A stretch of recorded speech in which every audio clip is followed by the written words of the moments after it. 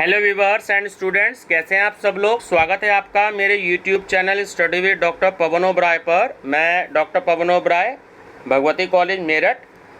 Viewers, आज इस video में मैं आपसे डिस्कस कर रहा हूं सीसीएस यूनिवर्सिटी मेरठ में जो 2020 में आपका एग्ज़ाम हुआ था last year BA third year का लोक प्रशासन के सिद्धांत।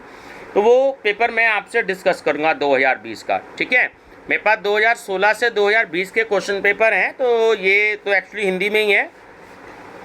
तो 2016 से 2020 के हिंदी इंग्लिश दोनों में हैं।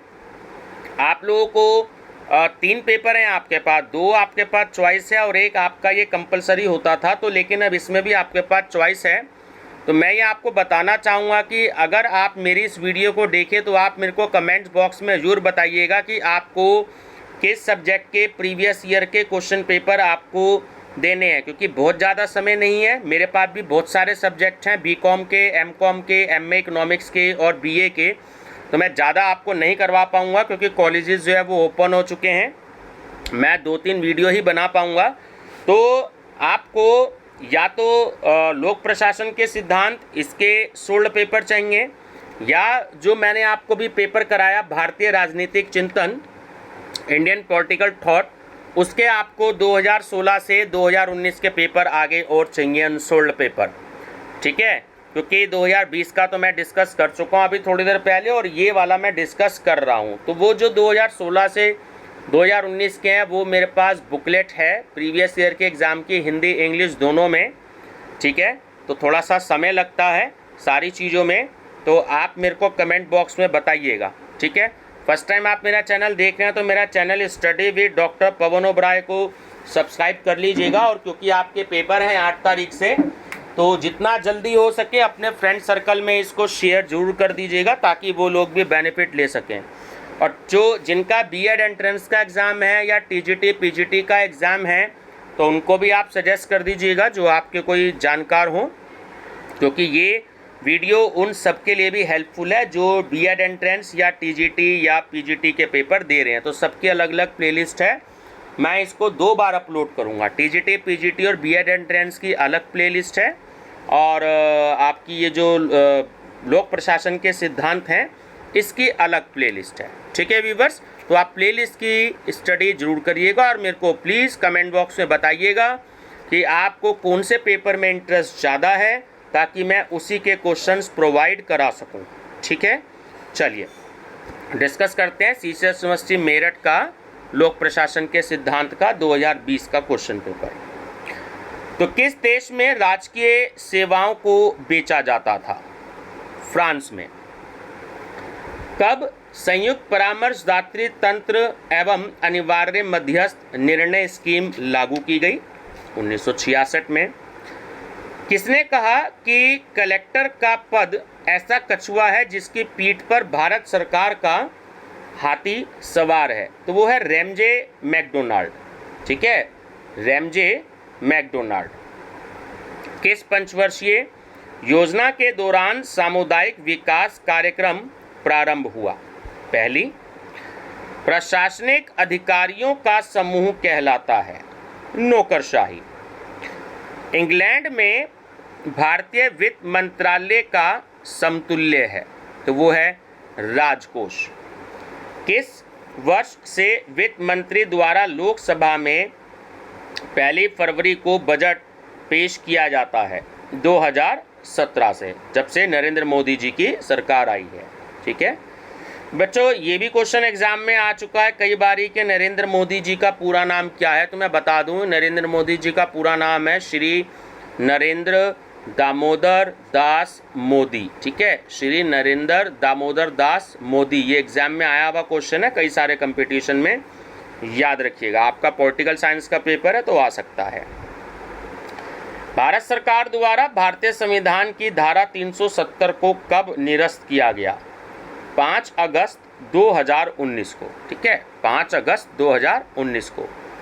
निम्नलिखित में से किसने संचार प्रक्रिया के अधिकतम विस्तृत व वृहत मॉडल को विकसित किया? वो थे शैनन और बीवर। नीति आयोग का अध्यक्ष कौन होता है? देखिए, नीति आयोग के अध्यक्ष जो हैं, अगर पद दे रखा है तो वहाँ पर प्रधानमंत्री को आप टिक लगाएंगे, और अगर नेम दे रखा है तो वहाँ पे श्री नरेंद्र मोदी जी का नाम आएगा, ध्यान रखिएगा। नरेंद्र मोदी जी हैं इसलिए नहीं क्योंकि प्रधानमंत्री ही, अगर इस समय प्रधानमंत्री कोई और व्यक्ति हो जाए, अमित शाह जी हो जाए या राजनाथ सिंह जी हो जाए, तो वो हो जाएंगे नीति आयोग के अध्यक्ष। तो इसलिए पद को जो उनका डेजिग्नेशन होता है वो ही उसका अध्यक्ष होता है। तो आप प्रधानमंत्री पे टिक करेंगे, डेजिग्नेशन आता है तो, और अगर नाम आता है तो श्री नरेंद्र मोदी जी, ठीक है। किसने कहा कि प्रशासन चैतन्य उद्देश्य की प्राप्ति के लिए निश्चयात्मक क्रिया है। यह उन वस्तुओं के लिए एक संगठित प्रयत्न तथा साधनों का निश्चित प्रयोग है जिनको हम कार्यान्वित करवाना चाहते हैं। तो ये कहा है मार्क्स ने। लोक प्रशासन की शब्दावली में ओ तथा एम का अर्थ है। तो देखिए इनका अर्थ होता है संगठन और प्रणालियाँ। विधि के नियम सिद्धांत के प्रतिपादक हैं, तो वो है डाइसी।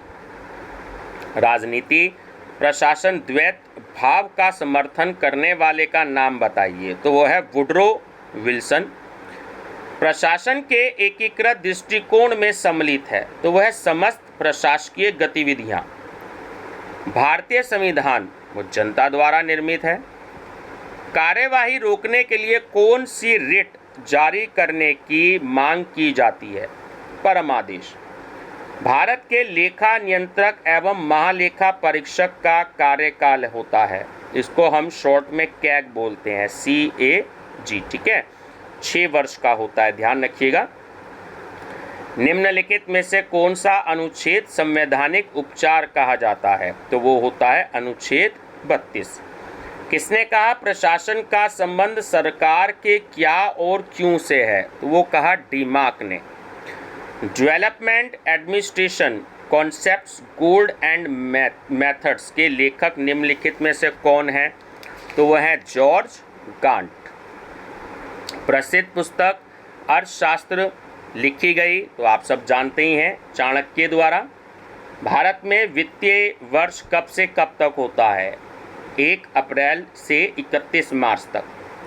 पोस्टकार्ड दृष्टिकोण लोक प्रशासन से संबंध रखता है, तो वो लोक प्रशासन के क्षेत्र से रखता है। निम्नलिखित में से किसने नौकरशाही की आलोचना एक संगठन जो अपनी त्रुटियों से सीख लेकर अपने व्यवहार में संशोधन नहीं कर सकता के रूप में की है? तो वो है M. क्रोजियर। लाल फीताशाही को किसने नौकरशाही का अनिवार्य दोष बताया है? Walter Bagehot. साइबरनेटिक्स किससे संबंधित है? संचार से। निम्नलिखित में से कौन सा देश प्रमुखता से प्रशासकीय कानून प्रयुक्त करता है? फ्रांस। निम्नलिखित में से कौन अमेरिकी लोक प्रशासन के पिता के रूप में जाना जाता है? Woodrow Wilson. किसने कहा राजनीति एक राजकीय प्रक्रिया है उन वस्तुओं के संबंध में जो विशाल एवं सर्वमान्य हैं? इसके विपरीत लोक प्रशासन व्यक्तिगत तथा छोटी वस्तुओं के संबंध में राज्य की क्रिया है। तो ये कहा ब्लंट शली ने। फ्रेडरिक टेलर द्वारा प्रतिपादित पद्धति है, तो वो है वैज्ञानिक पद्धति। लोक कल्याणकारी राज्य की अवधारणा का प्रादुर्भाव हुआ, तो वो 19वीं शताब्दी में हुआ। एक व्यक्ति एक स्वामी की अवधारणा संबंधित है, तो वो आदेश की एकता से है। निम्नलिखित में से कौन सा लक्षण औपचारिक संगठन का नहीं है? तो वो है सामाजिक संबंध। राज्यसभा वित्त विधेयक को अधिकतम रोक सकती है 14 दिन तक। प्रशासनिक सुधार आयोग भारत में लोकपाल की निम्नलिखित में से किन देशों के ओम्बुड्समैन की तरह अनुशंसा की? तो इसमें ऑप्शन नंबर A करेक्ट है कि 2 नंबर मतलब नॉर्वे, 3 नंबर मतलब फिनलैंड और 4 नंबर मतलब डेनमार्क। नागरिकों के अधिकारों की रक्षा के लिए ओम्बुड्समैन का पद सर्वप्रथम कहाँ स्थापित किया गया? स्वीडन में।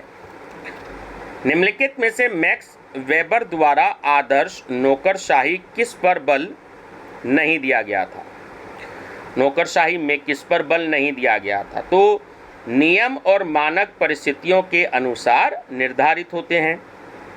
निम्नलिखित में से किसने कहा कि लोक प्रशासन में निजी प्रशासन की अपेक्षा सार्वजनिक आलोचना और जांच अधिक पाई जाती है? तो वो है एप्पलबी ने। इकोलॉजी ऑफ ब्यूरोक्रेसी की रचना है, तो वो वेबर की है। लोक सेवा समिति का गठन किया जाता है प्रत्येक वर्ष। बजट को लोकसभा में प्रस्तुत करने से पूर्व किसकी स्वीकृति आवश्यक है? राष्ट्रपति की। सिविल सेवकों की अनामतता का संबंध है, तो वो तटस्थता के सिद्धांत से। हमारी वर्तमान प्रशासनिक व्यवस्था किन शासकों की प्रशासनिक व्यवस्था से प्रभावित है? तो ऑप्शन नंबर सी सही है, 1 और 3, मतलब फ्रेंच और अमेरिकी। प्रशासन का अर्थ है प्रबंध करना। उत्प्रेरक सरकार निम्नलिखित में से किसकी विशेषता है? उद्यमी सरकार। नवलोक प्रशासन निरपेक्ष विरोधी समझा जाता है, जिसका अभिप्राय है ऑप्शन ए कि यह लोक प्रशासन के मूल्य निरपेक्ष के रूप में दी जाने वाली परिभाषा को अस्वीकार करता है। वुड्रो विल्सन ने अपने राजनीतिक प्रशासन द्विविभाजन के विचार के स्रोत के रूप में निम्नलिखित में से किसे स्वीकार किया है? ब्लंट शली को। ठीक है, चलिए अब ये मैचिंग है, ऐसे भी क्वेश्चन आ जाते हैं कभी कभी, तो ये भी मैं बता देता हूँ। तो ऑप्शन नंबर सी करेक्ट है ना, वो नीचे वाले पेज पर है। तो मैं आपको बता देता हूँ कि जो हर्बर्ट साइमन है तो वो है फंडामेंटल रिसर्च इन एडमिनिस्ट्रेशन से रिलेटेड। उसके बाद MP फोलेट हैं तो वो 1 नंबर डायनामिक एडमिनिस्ट्रेशन। उसके बाद है आपका एल्टन मेयो, तो वो रिलेटेड है human problems in industrial civilization. और जो D है आपका R लिकर्ट, तो वो 4 नंबर से ही रिलेटेड है कि न्यू पैटर्न्स ऑफ मैनेजमेंट। ठीक है, तो NTA नेट में और TGT PGT में तो ऐसे क्वेश्चन बहुत आते हैं मैचिंग वाले। ये देखिएगा ऑप्शन नंबर सी सही है। किसने कहा इससे पहले कि विज्ञान सिद्धांत का विकास करे इसकी अवधारणा अवश्य होनी चाहिए? हर्बर्ट साइमन ने। एक औपचारिक संगठन मुख्यतः किससे संबंधित होता है? उद्यमों को लाभ।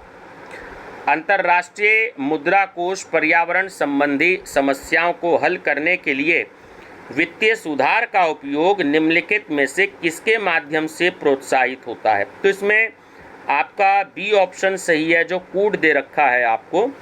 एक तो है 1, 2, 3, मतलब विश्लेषणात्मक कार्य, तकनीकी सहायता और व्यापक क्षेत्र तथा व्याप्त कार्यकलाप, है ना। तो ऑप्शन बी करेक्ट है। निम्नलिखित में से कौन सी विकास प्रशासन की प्रमुख विशेषता नहीं है? इसमें ऑप्शन डी सही है कि 3 और 4। यह अनुक्रियाशील है और यह यथास्थिति को बढ़ावा देता है। ठीक है, विकासशील देशों के विकास प्रशासनों की अड़चनों के विषय में क्या सही है?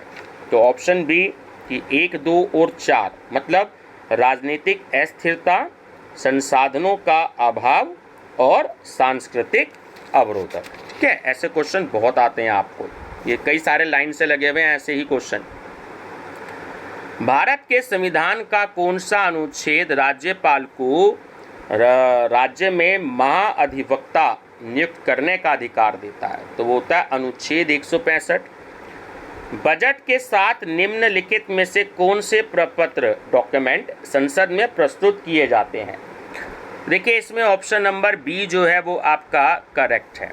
2, 3, 4, 5, मतलब बजट पर व्याख्यात्मक स्मरण पत्र, अनुदान की मांगों का सार, विनियोग विधेयक और वित्त विधेयक। ठीक है, चलिए अब देखिए आपको कथन दे रहा है और उसका रीज़न दे रहा है कि लोक लेखा समिति को कभी कभी अनुमान समिति की जुड़वा बहन बताया जाता है।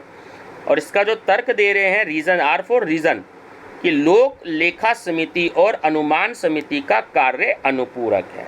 तो इसमें ऑप्शन ए ही सही है कि आपका ए मतलब कथन और आर मतलब रीजन या तर्क, कारण, दोनों सही है और ए आर का सही स्पष्टीकरण है। ठीक है। नेक्स्ट फिर है कि भारत को संविधान द्वारा संसद को भारत की आकस्मिक निधि की स्थापित करने की शक्ति प्रदान की गई है, और रीजन दे रहे हैं तर्क कि आकस्मिक निधि का उद्देश्य सरकार को किसी अप्रत्याशित व्यय की आवश्यकता को पूरा करना है। तो डी सही है कि ए और आर दोनों सही हैं और ए का आर सही स्पष्टीकरण है। ठीक है, ऐसे क्वेश्चन बहुत आते हैं एनटीए नेट में, टीजीटी पीजीटी में और आपके बीएड एंट्रेंस में भी आ जाते हैं। ठीक है, ये तो आपको भी आए हुए हैं। देखिए मैं मैचिंग बताता हूँ, इसमें ऑप्शन नंबर बी ठीक है ना। चलिए देखिए इसको देख लेते हैं, ऑप्शन नंबर बी।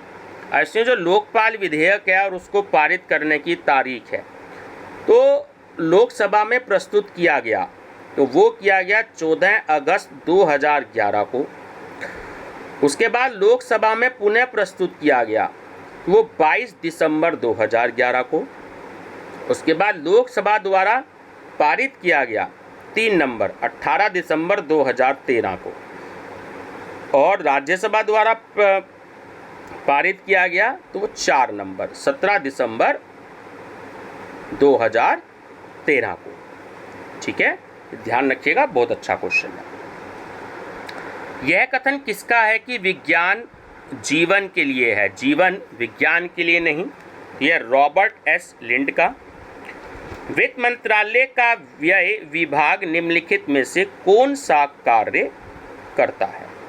ठीक है, तो देखिए चारों ही ऑप्शन सही हैं। ऑप्शन ए करेक्ट है कि प्रमुख योजनाओं या परियोजनाओं को पूर्वानुमोदित मूल्यांकन, परियोजनाओं का पूर्वानुमोदित मूल्यांकन, वित्त आयोग की अनुशंसाओं का कार्यान्वयन, सार्वजनिक सेवाओं की लागत और मूल्य को नियंत्रित करने में केंद्रीय मंत्रालयों या विभागों की सहायता करना, और सार्वजनिक व्यय में निर्गमों और परिणामों को अधिकतम करने के लिए व्यवस्थाओं तथा कार्यविधियों की समीक्षा करना। ठीक है, चारों ही जो है वो बिल्कुल सही हैं। चलिए, निम्नलिखित में से किस वर्ष में विनिवेश विभाग को पृथक विभाग के रूप में स्थापित किया गया? 10 दिसंबर 1999 को। निम्नलिखित में से कौन सी विशेषताएं भारतीय संविधान में पाई जाती हैं? तो ऑप्शन बी सही है, 1 और 2। संसदात्मक शासन व्यवस्था और लिखित संविधान दोनों ही हैं। नीति आयोग की पहली बैठक कब हुई? 8 फरवरी 2015 को। कौन बजट प्रक्रिया का अंग नहीं है? न्यायपालिका। भारत के वित्त मंत्री कौन हैं? तो श्रीमती निर्मला सीतारमण जी हैं। लोक प्रशासन का परिवेशीय दृष्टिकोण किसने प्रतिपादित किया? जॉन गोस ने। भारत में न्याय विभाग के संगठन का आधार है प्रक्रिया। पोस्ट कार्ड में अक्षर पी से क्या तात्पर्य है? नियोजन, प्लानिंग। संगठन के आधार के संबंध में पहली बार 4 पी बताने वाले विद्वान हैं, तो वो हैं आपके लूथर गुलिक। ठीक है, जिन्होंने ऑर्गेनाइजेशन से रिलेटेड, संगठन से रिलेटेड 4 पी बताए थे, तो लूथर गुलिक थे। भारत सरकार के वित्त मंत्रालय में कितने विभाग हैं? ध्यान रखिएगा, 5 विभाग हैं। नवीन सार्वजनिक प्रबंध शब्द किस वर्ष अस्तित्व में आया? 1991 में। निम्नलिखित में से कौन सा सामाजिक न्याय और अधिकारिता मंत्रालय के प्रशासनिक नियंत्रण में नहीं है? तो वो है राष्ट्रीय महिला आयोग। राष्ट्रीय ग्रामीण विकास और पंचायती राज संस्थान स्थित है हैदराबाद में। निम्नलिखित में से संगठन की सबसे प्राचीन विचारधारा कौन सी है? वो है शास्त्रीय विचारधारा। भारतीय लोक प्रशासन संस्थान स्थित है दिल्ली में। अभिप्रेरणा एक सामान्य शब्द है जिसका प्रयोग उत्प्रेरकों, कामनाओं, आवश्यकताओं, इच्छाओं की संपूर्ण श्रेणी और समान शक्तियों के लिए किया जाता है। तो यह कथन किससे संबंधित है? तो यह है कून्स ओडोनोल से। वित्त मंत्री किस दिन लोकसभा में बजट प्रस्तुत करते हैं? तो वो है फरवरी के प्रथम दिन, यानी कि 1 फरवरी में। भारतीय प्रशासनिक सेवा IAS है ना के आधारभूत प्रशिक्षण का यह लक्ष्य नहीं है। ऑप्शन डी कि कमज़ोर वर्ग के वित्त के बारे में उन्हें जानकारी प्रदान करना। ग्रामीण स्थानीय सरकारी संस्थानों के 73वें संविधान संशोधन अधिनियम में किए गए अनिवार्य प्रावधानों के संबंध में निम्नलिखित में से कौन सा कथन सही नहीं है? तो ऑप्शन सी कि सांसदों तथा विधायकों को ग्रामीण स्थानीय निकायों में मतदान का अधिकार देना। ग्रेपवाइन शब्द किससे संबंधित है? संचार से या संप्रेषण से? निम्नलिखित में से कौन सी लोक कर्मियों के वर्गीकरण की मुख्य श्रेणी नहीं है? पद। निम्नलिखित में से किस देश में न्यायपालिका संसद द्वारा पास किए गए कानून को असंवैधानिक घोषित नहीं कर सकती? केवल इंग्लैंड। ठीक है। निम्नलिखित में से कौन सी संस्था भारत में नीति निर्माण में संलग्न नहीं है? तो वो है केंद्रीय समाज कल्याण बोर्ड। संविधान के किस अनुच्छेद में प्रावधानों के अंतर्गत राज्य वित्त आयोग का प्रावधान है? तो वो है अनुच्छेद 243I। बजट पास करने की प्रक्रिया में निम्नलिखित में से कौन सा एक विधान मंडल के अधिकार क्षेत्र में नहीं है? तो वो है मांग में वृद्धि करना। ई गवर्नेंस महत्व देता है, तो वो कागज रहित प्रशासन को महत्व देता है। वित्तीय मामलों में राज्यसभा के अधिकार हैं अति सीमित। केंद्र तथा राज्यों के वित्त संबंधों के निर्धारण से संबंधित आयोग है, तो वो है वित्त आयोग। यदि व्यवस्थापिका द्वारा निर्मित कानून संविधान की भावना के विरुद्ध है तो उसे अवैध घोषित करने का अधिकार है न्यायपालिका को। मुख्यालय क्षेत्र के संबंध के बारे में सभी अंगुलियां विचार किसका है? लूथर गुलिक का। निम्नलिखित में से भर्ती के लिए साक्षात्कार विधि प्रथम बार कहाँ प्रयुक्त की? ब्रिटेन में। निम्नलिखित में से पद सोपान का मुख्य उद्देश्य क्या है? तो तीनों ही है कि यह एक खर्चीली व्यवस्था है, यह संगठन में उच्च और अधीनस्थ की भावना पैदा करता है, और यह संगठन में कठोरता पैदा करता है ना। तो सही आंसर है उपयुक्त सभी। निम्नलिखित में से कौन सा आज्ञा पत्र रिट भारतीय संविधान में विशेष रूप से निर्दिष्ट नहीं है? तो वह निषेधाज्ञा। किस वर्ष लोकसभा द्वारा सार्वजनिक उद्यम समिति का गठन किया गया? सन 1964 में। किस देश में तुलनात्मक प्रशासन समूह स्थापित हुआ? अमेरिका में। कितने सदस्यों की नियुक्ति सार्वजनिक उद्यम के लिए लोकसभा और राज्यसभा से की जाती है? तो लोकसभा के लिए तो 15 और राज्यसभा से 7। लोकसभा से 15, राज्यसभा से 7। एक कर्मचारी से प्राप्त लिखित अथवा मौखिक निष्पादन प्रतिवेदन को कहा जाता है? अंतर व्यक्तिक संवाद। विनियोग लेखा की जांच की जिम्मेदारी किसको सौंपी जाती है? लोक लेखा समिति को। निम्नलिखित में से किस वित्त मंत्री ने भारत में शून्य आधारित बजट को क्रियान्वित करने की पहल की थी? तो वो थे VP सिंह जी।